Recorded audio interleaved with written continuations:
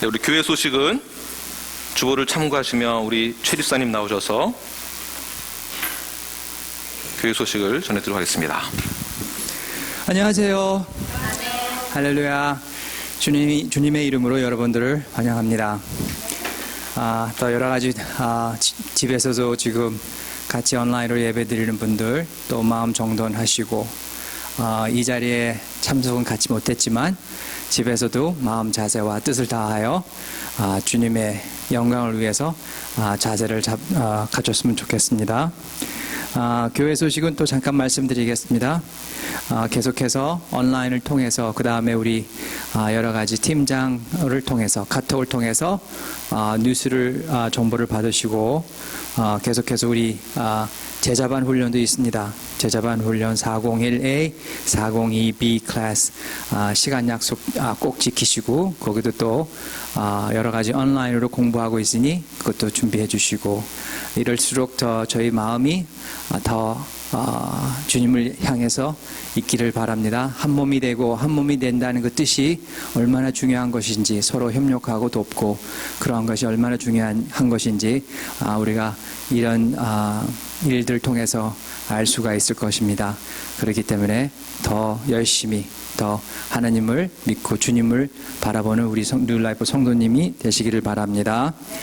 더 이상 그 광고가 없으면은 헌금을 위해서 준비해 주십시오.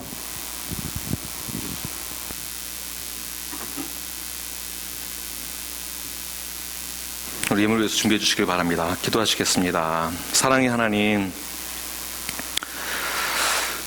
지치고 고난하고 넘어지고 어려운 상황 가운데 있을 때 또한 이 죄악 많은 이 세상 가운데 살아가며 죄의 삭슨 사망의 그 결과를 알고 있는 저희들에게 하나님께서 그의 독생자 예수 그리스도 이 땅 가운데 보내셔 저희들을 대신하여 십자가에서 죽으심으로 저희들의 모든 죄들을 다 속량하여 주시고 저희들을 하나님의 그 자녀 삼아주신 그 은혜에 감사하는 마음으로 오늘 시간 주 앞에 예물을 드리며 나아갑니다. 드려진 모든 손길 위에 하나님의 축복과 은혜를 더욱더 허락하여 주시옵소서. 이 땅 가운데 살아갈 때 이 세상을 닮아가며 이 세상을 쫓아가는 삶으로 살아가는 것이 아니라 오직 이 죄악 많은 세상이지만 그럼에도 불구하고 저희들은 천국 시민권을 가진 하나님의 자녀들로서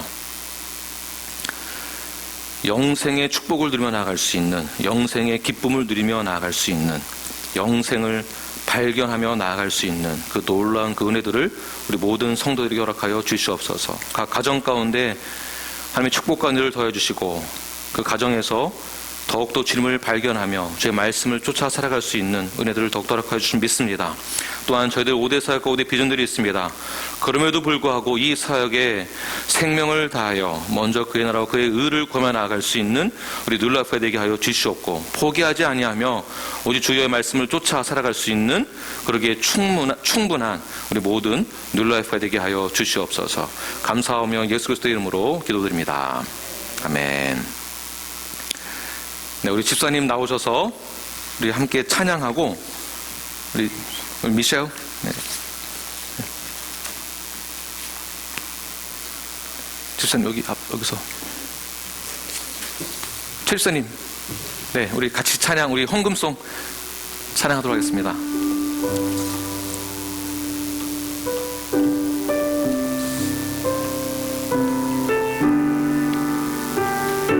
나의 영원하신 격, 나의 영원하신 기여 생명보다 귀하다.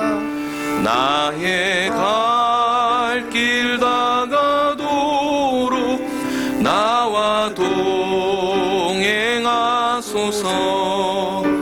주께로 가까이 주께로 가오니 나의 갈 길 다가도록 나와 동행하소서.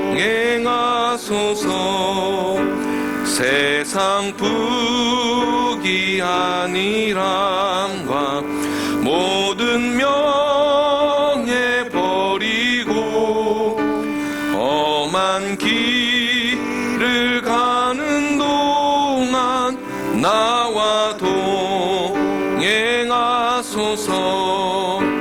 주께로 가까이 주께로 가오니 나의 갈 길 다가도록 나와 동행. 주께로 가까이 주께로 가까이 주께로 가오니 나의 갈 길 다가도록 나와 동행하소서. 아멘.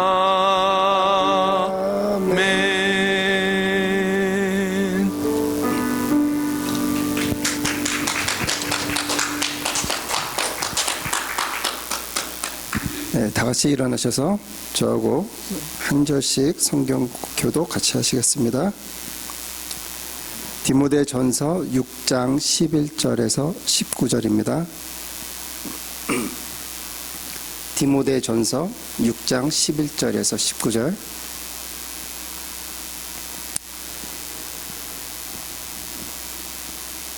오직 너 하나님의 사람아, 이것들을 피하고 의와 경건과 믿음과 사랑과 인내와 온유를 따르며 믿음의 선한 싸움을 싸우라.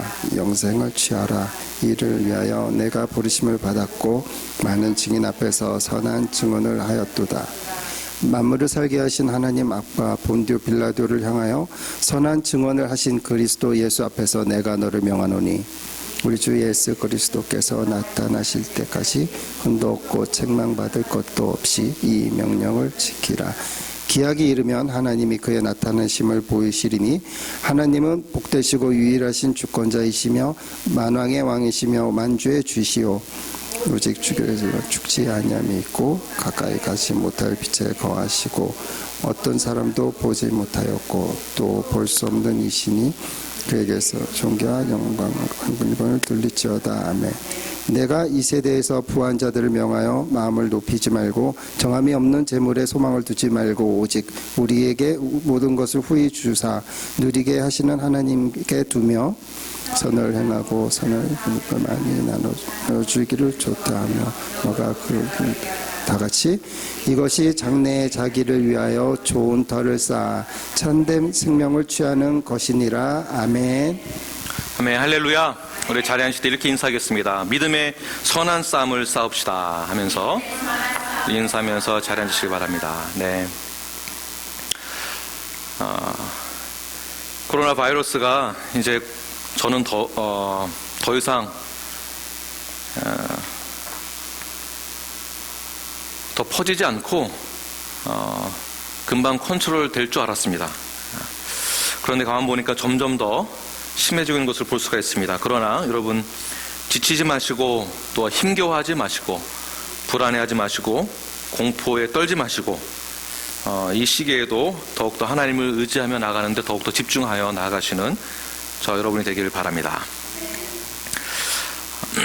전 세계가 코로나 바이러스로 흔들리고 있습니다. 두려움과 공포 가운데 있습니다. 그러나 사랑하는 뉴라이프 여러분, 우리는 이 고비를 잘 이겨내야 합니다. 우리는 할 수 있습니다. 견뎌낼 수 있습니다. 그리고 인내하는 것입니다.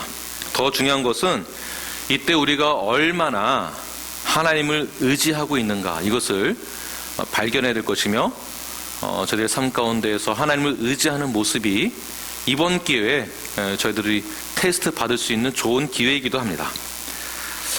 이 시간을 통하여서 우리의 믿음이 더욱더 확인할 수 있는 계기가 될 것입니다. 이미 우리의 힘으로는 아무것도 할 수 없다는 것이 증명되어지고 있습니다. 국가에서도 정부에서도 그 어떠한 권력 기관에서도 코로나 바이러스를 잠재우기란 너무나 힘들다라는 것을 저들 모두 다 알고 있습니다.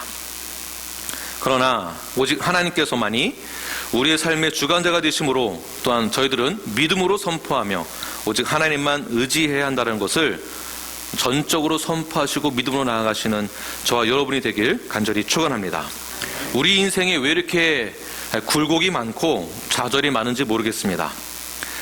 어쩌면 오히려 이러한 좌절이나 굴곡이 없으면 좋겠다라는 생각을 더 많이 하고 있는지 모릅니다. 그러다 보니까 내 인생에서 요만큼의 문제도 없으면 좋겠다, 그러한 마음으로 신앙생활을 하기도 합니다. 기도를 많이 하면 내 인생에 문제는 없지 않을까, 신앙생활 열심히 잘하면, 봉사를 하면 내 문제가 다 해결되지 않을까라는 그런 바람이 있기도 합니다. 그러나 한번 생각해 보십시오. 한 가지 문제, 한 가지의 어려움이 끝나면 그 다음에 반드시 또 다른 문제가 찾아온다는 것입니다. 여기서 끝이 아닙니다. 산 넘어 산이라는 말도 있습니다. 또 다른 문제는, 또 다른 벽은, 또 다른 산은 언제나 이 땅 가운데 살아가는 저에게는 존재한다는 것입니다. 왜냐하면 이 땅은 완전한 곳이 아니기 때문에 그렇습니다. 그러므로 문제가 있다라고 해서 문제만을 바라보고 문제에 집중하는 것이 아닙니다. 내 인생에 고통이 없기만을 바란다라는 것은 있을 수 없다라는 것입니다. 신앙생활을 잘하고 있음에도 불구하고, 신앙생활을 잘 하는데도 불구하고 여전히 문제는 우리에게 존재합니다. 문제와 어려움만을 바라보고서는 나 이제 어떻게 하나, 나는 어떻게 살아가야 되나. 그러나 문제를 넘어, 어려운 상황을 넘어 그 뒤에 계시는, 그 앞에 계시는 하나님이 존재하시다는 것을 꼭 기억하시는 여러분들 되길 바랍니다. 동산사역을 열심히 하고 5대 사역과 비전을 이루기 위하여서 최선을 다하고 제자훈련을 받고 우리는 성도의 교제를 하며 봉사를 합니다. 다른 말로는 사역을 한다라고 말을 하고 있습니다. 그런데 사역을 하는데, 사역이란 하나님의 일을 하는 것이죠.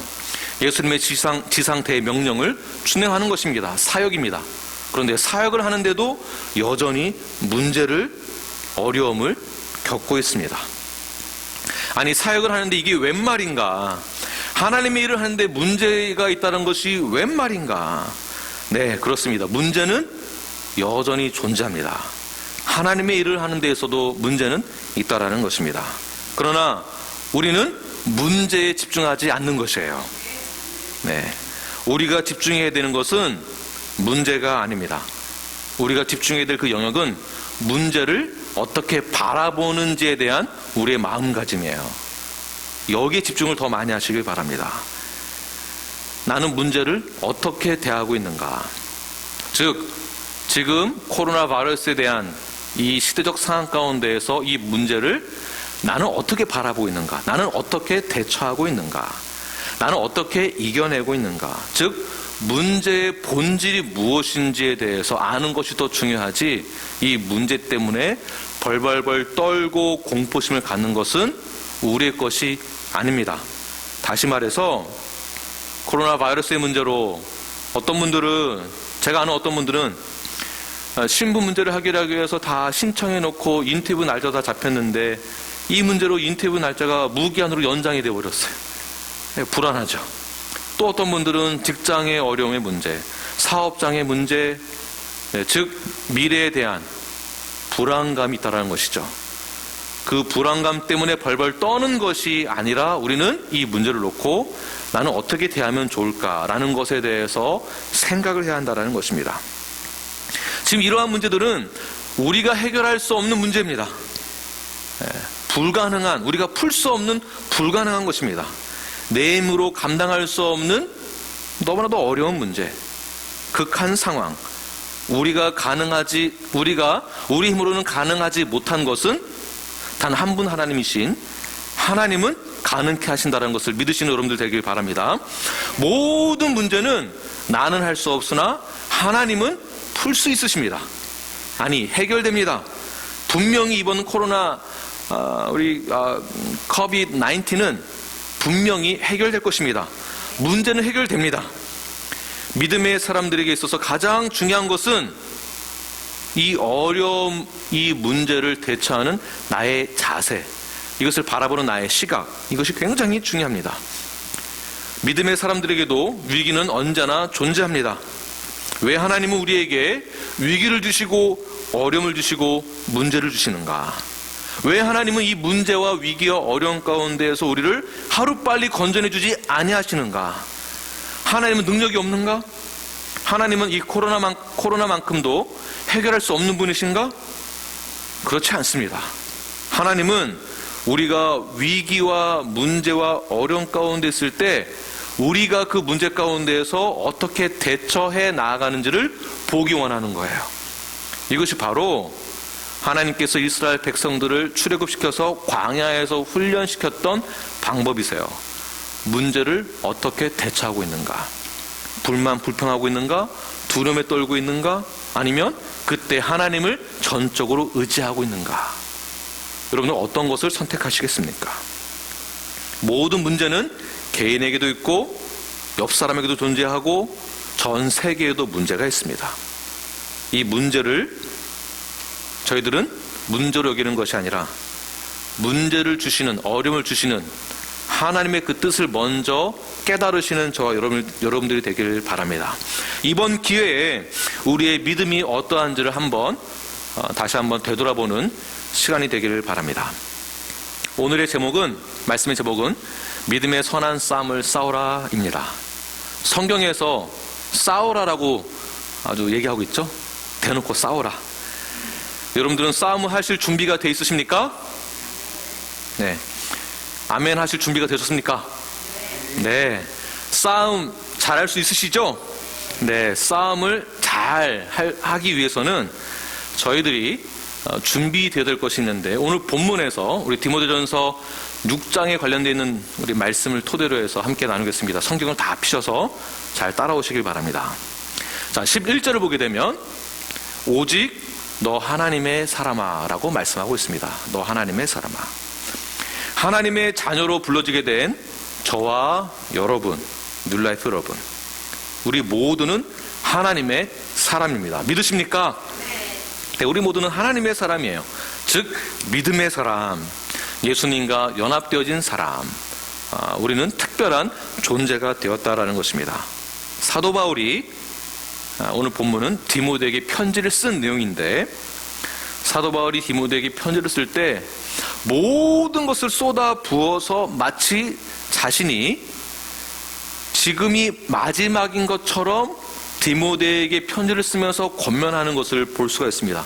모든 것을 다 쏟아 부어서 편지를 쓰는 거예요. 권면하는 거예요. 말을 하고 있는 거예요. 그 내용이 뭐냐 하면 하나님의 사람아, 믿음의 선한 싸움을 싸워라예요.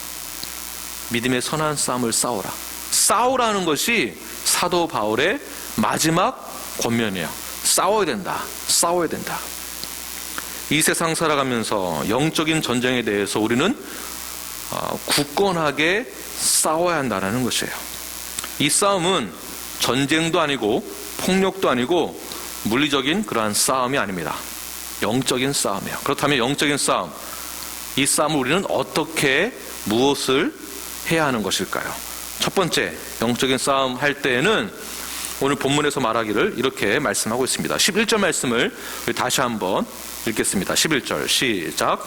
오직 너 하나님의 사람아, 이것들을 피하고 의와 경건과 믿음과 사랑과 인내와 온유를 따르며.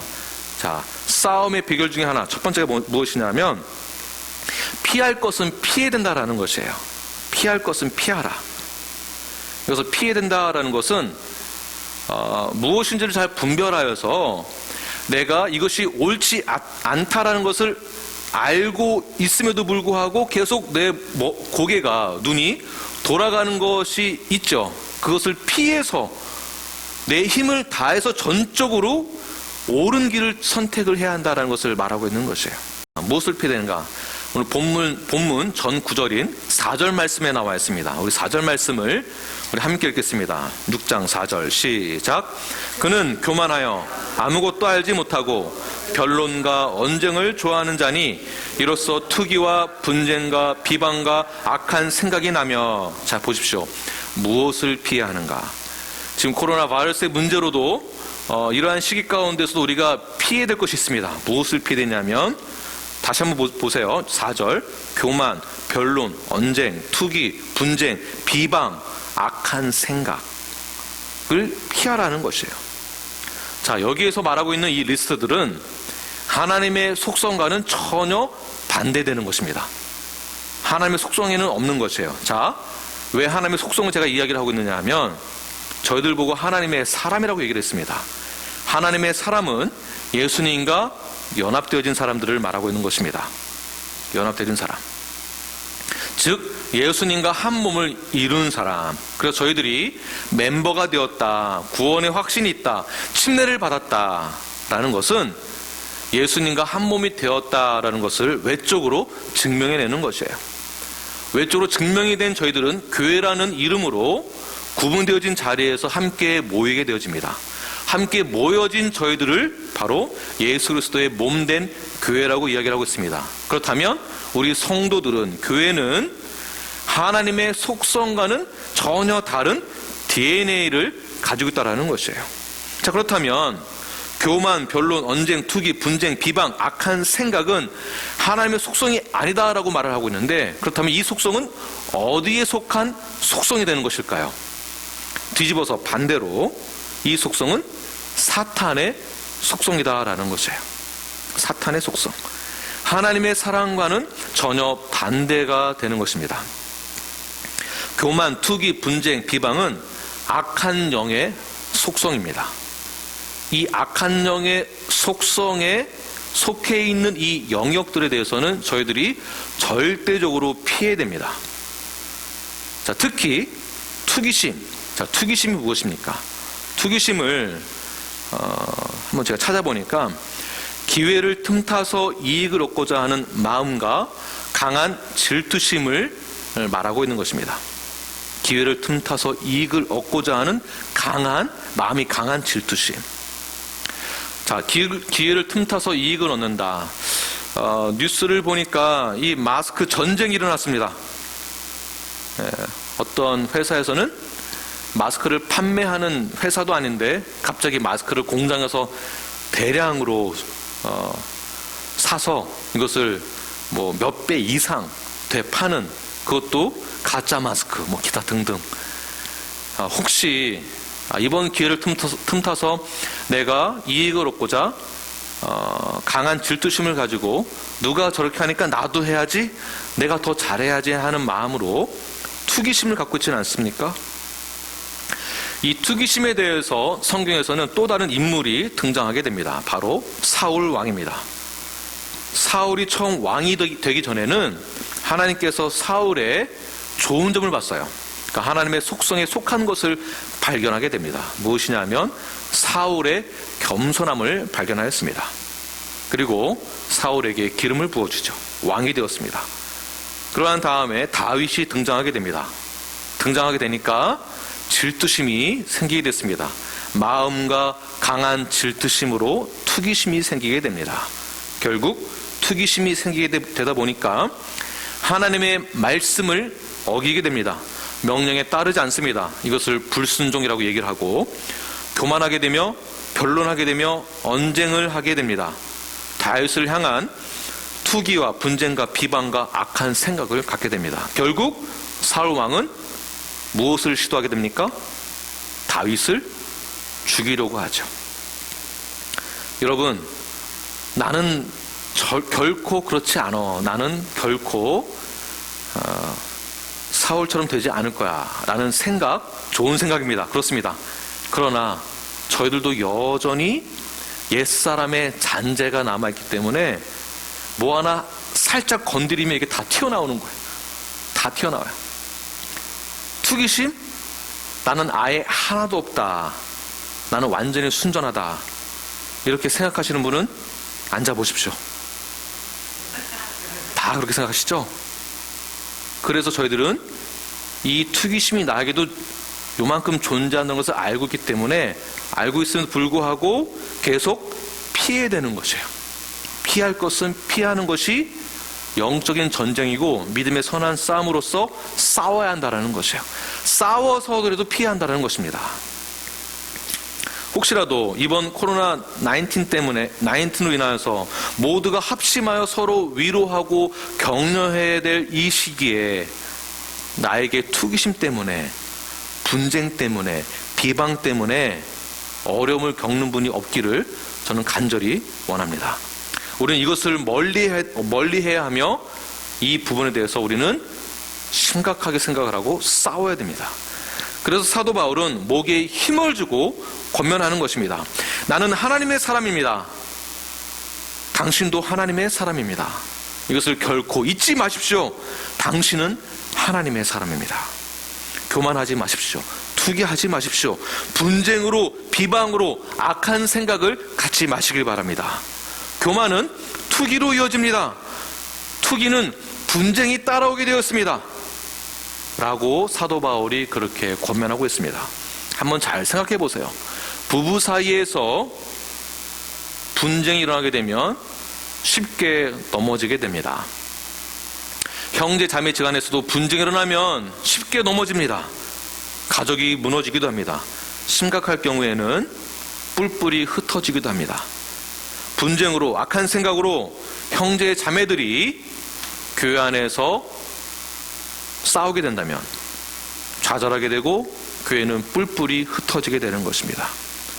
마찬가지로 직장에서도, 사회생활에서도, 친구들 사이에서도 여러분의 삶의 모든 영역 가운데에서 내가 하나님의 사람이지, 나는 하나님의 사람이야, 나는 믿음의 선한 싸움을 싸울 거야, 피할 것은 피할 거야, 분쟁 있는 자리에서 고개를 돌리시길 바랍니다. 힘이 들어요. 분쟁을 조장하는, 나를 공격하는 사람 앞에서 피한다라는 것은 쉽지가 않습니다. 그러나 믿음의 선한 싸움을 싸우며 피할 거는 피하시길 바랍니다. 악한 생각을 버리시길 바랍니다. 믿음 생활에 방해되는 요소들을 다 제거하시는 여러분들 되길 바랍니다. 또 한 가지 피할 것이 있는데 5절 말씀에서 이렇게 이야기를 하고 있습니다. 5절 말씀 우리 함께 읽겠습니다. 5절 시작. 마음이 부패하여지고 진리를 잃어버려 경건을 이익의 방도로 생각하는 자들의 다툼이 일어나느니라. 자, 부패한 음식을 먹으면 배탈이 납니다. 아무리 먹을 것이 없어도, 배가 고파도 썩은 음식이나 부패한 음식은 절대로 먹지 않습니다. 아니, 먹으면 안 되는 것이죠. 우리의 믿음 생활에서 부패한 마음은 그 정도로 먹으면 안 되는 것이며 받아들이면 안 되는 것이며 있을 수 없다라는 것입니다. 처음부터 우리 마음속에서 이 부패한 마음은 자라나지 못하도록 처음부터 막아야 합니다. 자, 마음의 부패함이란 어떤 뜻인가? 마음의 부패함은 하나님의 말씀을 분별하지 못하고 불신하게 만들며 불순종하게 하며 부정적인 그 마음을 마음의 부패다라고 말을 하고 있습니다. 자, 이러한 부패한 마음은 진리를 잃어버리게 하고 경건에 이르지 못하게 합니다. 교만하게 되며 이기적이고 이기심과 타협하게 되고 양심을 버리게 되고 말씀을 버리게 되며 자기의 이득만을 취하게 하는 생각만을 갖게 합니다. 마음이 부패한 자들은 그의 주변에서 다툼이 많이 일어나는 것을 볼 수가 있습니다. 싸움을 좋아합니다. 항상 불의함이 가득합니다. 하나님의 사람은 이러한 마음의 부패함에서 떠나야 합니다. 타락한 세상, 타락한 사회, 타락한 교육, 타락한 정치, 경제, 문화 모두 마음의 부패에서부터 시작된 것입니다. 하나님의 사람은 마음의 부패함에서부터 벗어나 가까이 하지 아니하며 이 세상 가운데서 빛과 소금 역할을 감당하는 것이 저희들이 해야 될 역할이 되는 것입니다. 자, 그렇다면 하나님의 사람으로서 우리는 어떻게 살아가야 하는가? 자, 11절 말씀에서 이렇게 말씀하고 있습니다. 의와 경건과 믿음과 사랑과 인내와 온유를 따르며. 자, 다시 한번 읽어볼까요? 시작. 의와 경건과 믿음과 사랑과 인내와 온유를 따르며. 자, 따른다라는 표현을 썼습니다. 따른다. 지금 여러분들은 무엇을 따르고 계십니까? 무엇을 쫓아가고 있습니까? 다시 말해서 나의 생각은 어디를 향하여 있는가? 나의 비전은 어디를 향하여 있는가? 내가 보는 것은 무엇을 보고 있는가? 내가 말하는 것은 무엇에 의해서 말을 하고 있는가? 세상이 무너질까 두려워서 여러분들도 두려움 때문에 그 두려움을 그대로 쫓아가고 계십니까? 그 두려움을 따르고 계십니까? 성공한 사람들 보게 되면 부분적으로는 부패하는 것이 많이 보이게 됩니다. 부분적으로. 부패한 것을 보고도 봤음에도 불구하고 성공한 사람의 좋은 면만을 보고 그 사람을 동경하여 그대로 따르기를 원하십니까? 그 사람 갔던 그 길을? 하나님의 사람으로서 살아가는 것은 전쟁을 치르며 살아가는 것과 똑같습니다. 그만큼 쉽지가 않다라는 거예요. 그만큼 쉽지가 않아요. 나보다 조금 더 잘난 사람을 보면 질투심도 나고 굉장히 어렵죠. 마음이 어렵습니다. 나보다 더 성공한 사람 만나면 나도 저 사람처럼 되기 위하여서 똑같이 하려고 합니다. 그 안에 죄가 있는데도 불구하고. 그런데 그것을 떨쳐버리기가 쉽지가 않다라는 것이에요. 그래서 전쟁을 치르듯이 싸워야 한다는 것입니다. 그렇다면 우리는 무엇을 향해 따라가야 하는가? 말씀처럼 의와 경건과 믿음과 사랑과 인내와 온유를 따르는 것이에요. 다시 말해서 주님을 따라가야 한다는 것입니다. 또 다른 말로는 십자가를 따라가야 한다는 것이에요. 십자가를 말한다는 것은, 예수님을 말한다는 것은 죄가 없으신 분, 완전히 의로우신 분, 우리가 오직 그분만을 따라가야 될 전적인 그 이유는 무엇이냐면 그분은 죄가 없기 때문이에요. 죄 없으신 분이 그것도 대신 우리의 모든 죄를 다 짊어지시고 저희들에게 오히려 거룩한 옷, 의의 옷을 입혀주시고 오히려 예수님이 우리의 죄악된 옷을 대신 입으시고 죽으셨어요. 어찌 우리가 십자가를, 예수님을 따라가지 않을 수 있겠습니까? 그러나 그 십자가의 길은 어려운 길입니다. 그 어려운 길인 것을 우리는 이미 다 알고 믿음 생활하기로 시작한 거예요. 어렵습니다. 쉽지가 않습니다. 주님을 따른다라는 것, 좁은 길로 가는 것입니다. 그러나 그 좁은 길에는 예수님은 죽으셨지만 그 다음 어떻게 되셨습니까? 부활하셨죠. 죽었지만 부활했다라는 것이에요. 즉 승리하셨다라는 것입니다. 죽음을 이기셨다라는 거예요. 모든 전쟁에서 승리하셨다. 이 말은 무엇이냐 하면 예수님에게만 오직 소망이 있다라는 것이에요. 우리는 소망 대신 예수님을 쫓아가는 것입니다. 다시 말해서 예수님을 따라가면 그 길에는 소망이 있다. 결과물에는 소망이 있다. 과정은 어렵지만, 힘이 들지만, 괴롭지만, 그러나 예수님과 함께하는 그 길은 나는 만족합니다. 내가 하나님의 사람입니다. 내가 믿음의 선한 싸움을 싸워서 반드시 그 소망을 갖고 주 앞에 나아가겠습니다. 내 인생에 문제가 있다고 한다면 그 문제만 바라보고 두려워서 벌벌 떠는 것이 아니라 문제를 뛰어넘어 예수 그리스도가 나와 함께 하심으로 너 하나님의 사람아 믿음의 선한 싸움을 싸워라.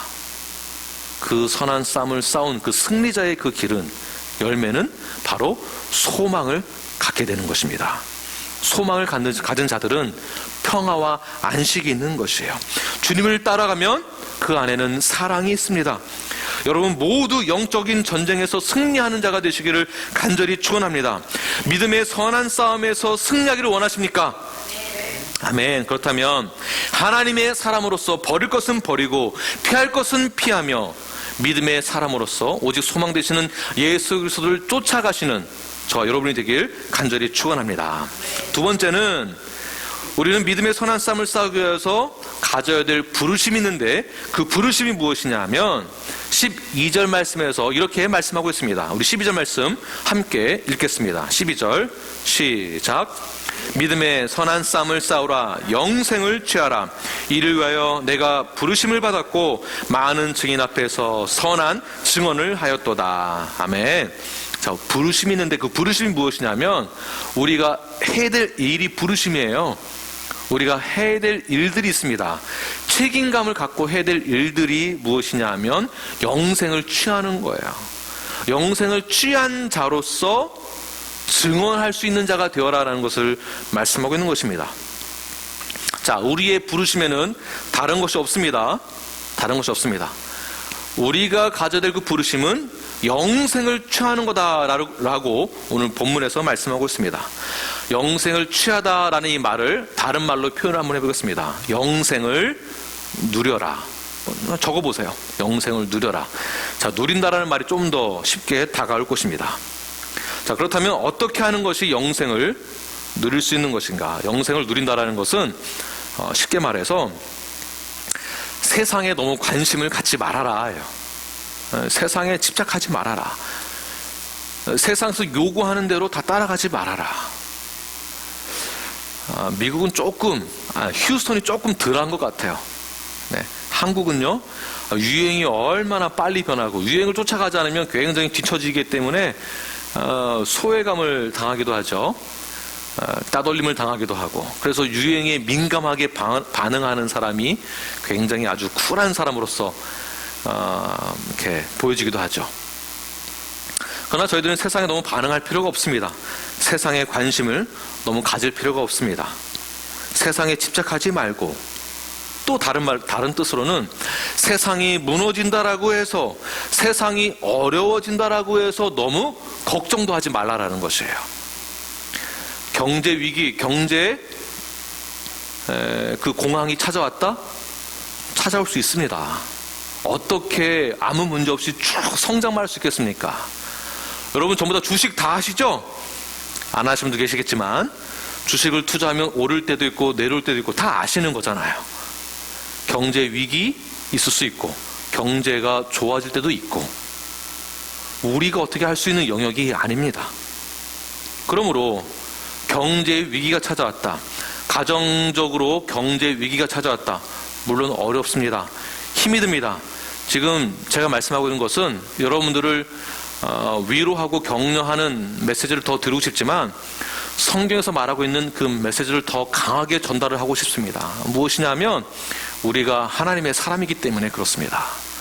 우리가 세상에 속한 사람이라면 우리는 세상의 문제와 세상의 다른 어떤 움직임에 우리는 재빠르게 반응을 해야 되겠죠. 그러나 우리는 하나님의 사람이기 때문에 여러분들 절대로 절망하지 마시고, 어려움이 있지만 인내하시며 끝까지 잘 이겨내시길 바랍니다. 하나님은 광야 가운데서 이스라엘 백성들과 함께 하셨습니다. 많은 것을 얻고서 누릴 수는 없었지만 그러나 굶어 죽지는 않았습니다. 광야에서 굶어 죽었다라는 표현 하나도 없습니다. 하나님께서 불기둥으로, 구름기둥으로 우리와 함께 해주셨어요. 비록 편안한 잠자리는 아니었지만, 내가 원하는 것을 다 먹을 수는 없었지만 건강하게 다 잘 자라고, 자손들도 광야에서 태어난 자손들이 있었어요. 지금까지 문제 없었습니다. 다 이겨냈습니다. 힘을 내시길 바랍니다. 오히려 우리는 어떠한 자세를 가져야 되냐면, 영생을 누린다라는 것은 세상이 이렇게 간다라고 해서 아이고 나 죽겠네 하는 것이 아니라, 오히려 세상이 나를 보고 감동하는 거예요. 세상이 교회를 보고 감동하는 것입니다. 세상이 여러분을 보고 감동하는 거예요. 다들 나 죽겠네 하는데 왜 이 집사님은 저렇게 방실방실, JK가 저렇게 밝게 보이고 희망차게 보이고, 왜 그러지? 뭐가 있나? 뭐 믿고 있는 게 있나? 그게 뭘까? 세상이 나를 보고, 세상이 교회를 보고 반응하는 거예요. 지금 찬스가 왔다는 것입니다. 찬스가 왔어요. 우리는 세상에서 무엇을 얻고, 세상에서 우리는 무엇을 받고, 세상에서 우리가 무엇을 얻어야만 하는 그러한 존재가 아니라는 것입니다. 우리는 그 이상이에요. 무엇입니까? 하나님의 사람. 여기에 대해서 우리는 믿음의 선한 싸움을 싸우고 영생을 취하고 영생을 누리는 거예요. 영생을 누리니까 세상이 우리를 보는 것입니다. 그러면 우리는 이 세상을 어떻게 바라봐야 하는가? 우리는 하나님의 시각으로 세상을 바라보는 거예요. 우리는 하나님의 시각으로 세상을 향하여서 행동하는 것입니다. 하나님의 시각으로 우리는 세상에게 반응하는 거예요. 세상에게. 자, 우리는 이런 부분에서 영생을 누리며 믿음의 선한 싸움을 싸워 나가는 것입니다. 자, 그런데 가장 큰 문제가 있습니다. 오늘 본문에서 나오는데요. 영생을 누리려고 하는데 이상하게 영생을 누리지 못하게 계속 나의 신분이 무엇인지를 까먹게 만드는 가장 위험한 적이 하나 있습니다. 가장 나를 무너뜨리게 만드는 방해 요소가 있어요. 무엇일까요? 10절 말씀에 나와 있습니다. 10절 말씀. 자, 10절 말씀 우리 함께 읽겠습니다. 10절 시작. 돈을 사랑함이 일만하게 뿌리가 되나니 이것을 탐내는 자들은 미혹을 받아 믿음에서 떠나 많은 근심으로써 자기를 찔렀도다. 자, 지금 제가 말씀하는 모든 이 내용의 스토리가 연결이 되시죠? 뭔가 영생을 취하고 할 것 같아요. 말씀을 듣고 교회에서 나가서 내가 말씀대로 살아가야지 하면서 하려고 하는데 우리는 금방 까먹어요. 어디서 무너지는가? 어디서 무너지는가? 다 돈이에요. 돈 앞에서 무너진다라는 것입니다. 많은 교회들이 어디서 무너집니까? 영적인 영향력을 끼치던 교회도 돈에서 무너집니다. 아니, 무너졌습니다. 지금도 무너지고 있습니다. 수많은 목사들이 어디서 무너집니까? 다른 것도 있지만 돈에서 무너져요. 돈에서. 그래서 존 파이퍼 목사님이 쓴 책 중에 돈, 명예, 그 다음에 우리 아이들이 들을까봐 성적인 문제, 책 제목이 그래요.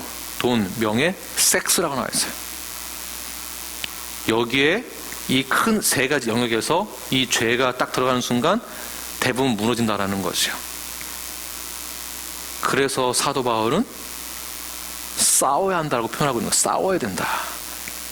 자, 돈 앞에서 우리가 얼마나 많이 무너집니까?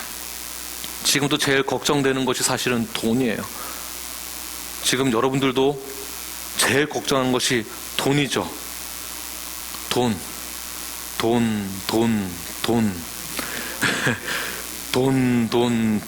하다가 돌아버리는 거예요. 사실 먹고 사는 게 제일 걱정입니다. 맞습니다. 우리 애들 더 좋은 걸 먹이고 싶죠.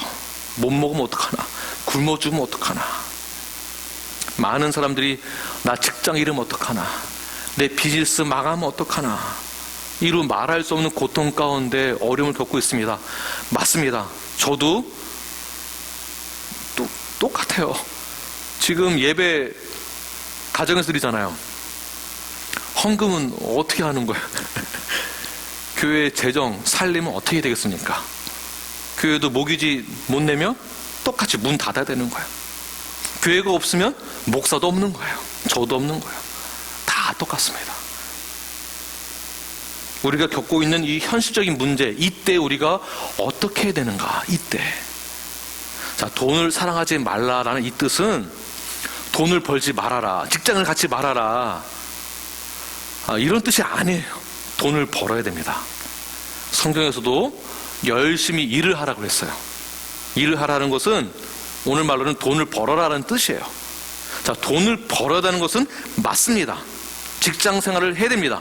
직장 생활을 열심히 하면서 나의 직책이 올라가고 직위가 올라가면은 내 샐러리도 올라가야 돼요. 열심히 일을 하세요. 사업도 열심히 해서 돈을 많이 버세요. 문제되는 것 하나 없습니다. 돈을 벌지 말라는 게 아니에요. 여러분, 돈 벌 수 있으면 많이 버세요. 많이 버시고 선한 일도 많이 하시고 선교도 하시고 헌금도 하시고, 헌금하시면 교회에서는 그 헌금을 가지고 또 좋은 곳에 또 쓰고 영혼 구원하고 사역을 하고 선교하고 돈을 버시기 바랍니다. 많이 버세요. 그러나 어디에서 무너지지 말아야 되냐 하면 돈이 하나님보다 우상되지 말라라는 뜻이에요. 그러한 뜻에서 돈을 사랑하지 말라라는 뜻입니다. 돈을 벌기 위해서 머리도 써야 됩니다. 머리도 써야 돼요. 이렇게 하면 돈을 더 잘 벌 수 있을까? 그러니까 저희가 혼동하는 것은 성경에서 이렇게 하지 말라고 하는데 현실적으로는 돈을 벌어야 되고, 그러면 나 어떻게 하라는 얘기야? 돈 벌지 말고 교회 와서 기도만 하라는 얘기인가? 아니죠. 돈을 벌면서 기도도 하는 것이에요.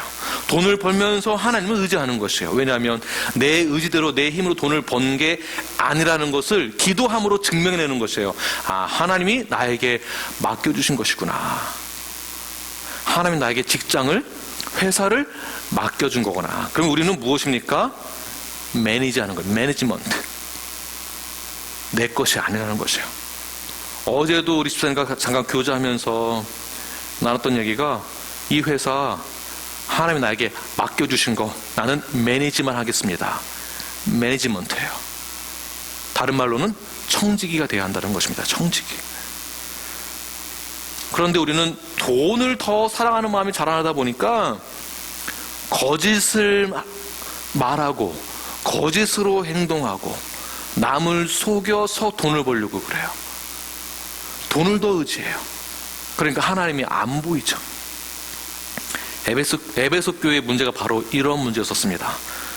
등장하는 인물은 아나니아와 삽비라입니다. 물질에 눈이 멀어서 하나님에게 드리기로 한 것을 숨기고 거짓말했어요. 너희가 어찌 함께 꾀하여 주의 영을 시험하느냐라고 했습니다. 둘 다 어떻게 됐습니까? 제가 말씀하지 않겠습니다.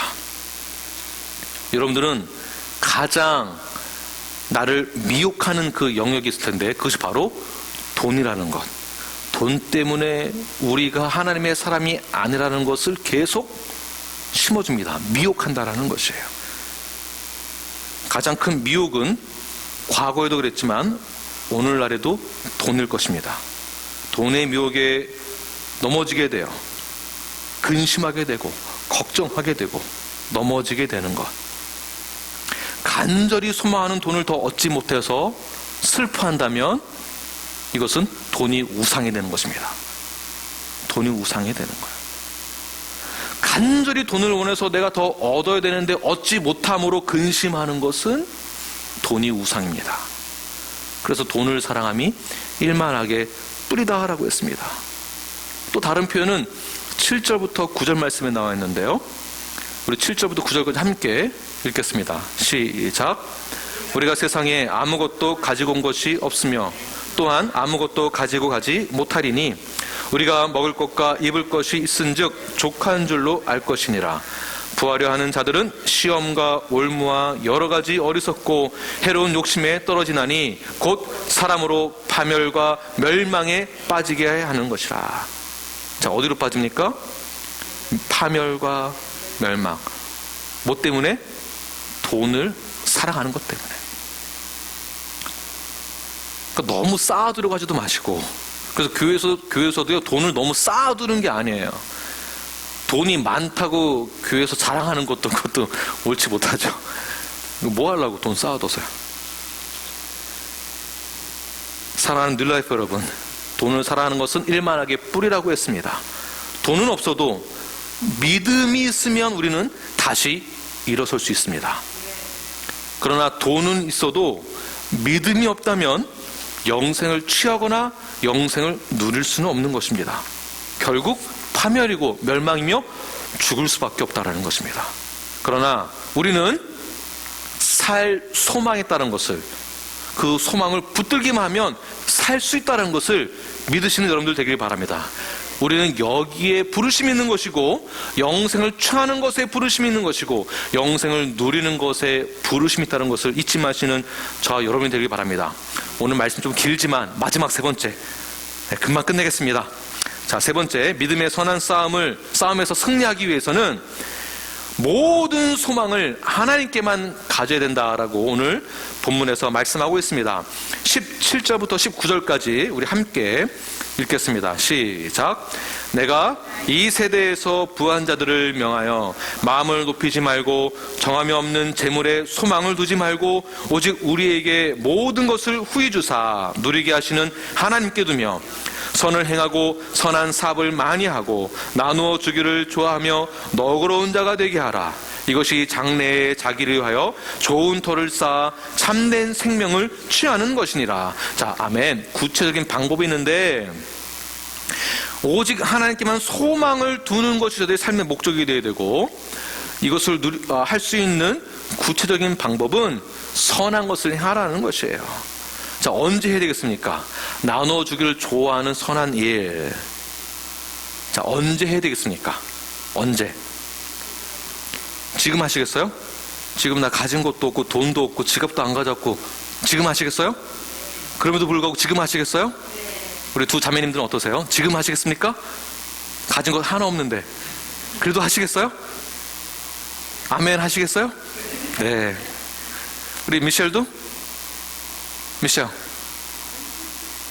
미셸 신학교 가더니 네, 달라졌어요. 네. 네. 지금 하는 거예요. 이것이 헌신이에요.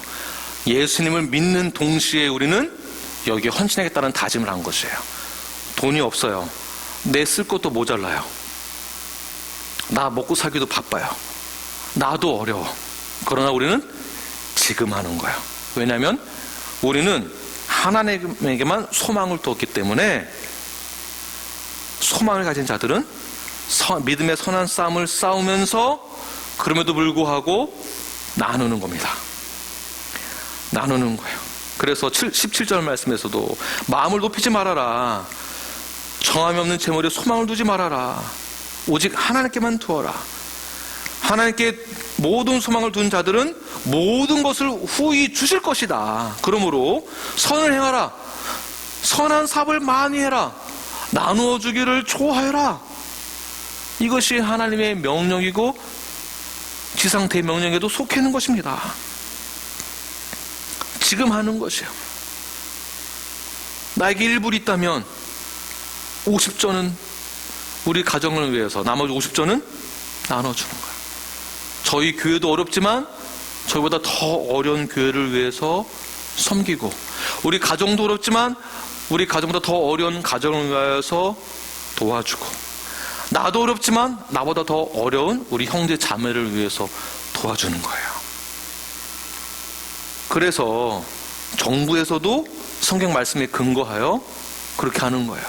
우리는 정부에서, 국가에서 그렇게 결정을 할 수 있도록 우리는 기도하는 거예요. 저들도 거기에 동참해야 됩니다. 여러분들도 지금 이 시간에 동참하시길 바랍니다. 여호와는 나의 목자시니 내게 부족함이 없으리로다. 그가 나를 푸른 초장 실만한 물가로 인도하시는도다. 우리를 인도하신 그분만을 바라보며 소망을 가지시길 바랍니다. 우리는 오직 하나님의 그 부르심, 영생을 취하고 참된 생명을 얻은 자로서 모든 사람들 앞에서 증인된 삶으로 살아가는 것이 우리의 삶의 목적이 되어져야 합니다. 그러기에 우리는 모든 것을 하나님에게만 소망을 두어야 할 것입니다. 이때 우리는 믿음의 반응을 하여 증명을 해야 됩니다. 외적인 증명을 해야 돼요. 외적으로 표현을 하세요. 마음이나 생각만 있어요 라고 하지 마시고 직접 하세요. 지금 이 순간에도 가장 어려운 상황이 왔을 때 진짜와 가짜가 이 기준으로 구분되어질 것입니다. 심판의 때에 구분되어집니다. 종말의 때에 구분되어집니다. 진짜 성도와 가짜 성도가 구분되어집니다. 아니, 목사님은요? 목사도 똑같습니다. 진짜 목사와, 즉 선한 목자와 사꾼 목자로 구분되어집니다. 나눠지게 될 것입니다. 양과 염소로 나눠지게 될 것이며 오른쪽과 왼쪽으로 나눠지게 될 것입니다. 여러분, 가정에서 지금 이 생활에서 많은 어려움이 있다는 것은 현실이고 사실이 맞습니다.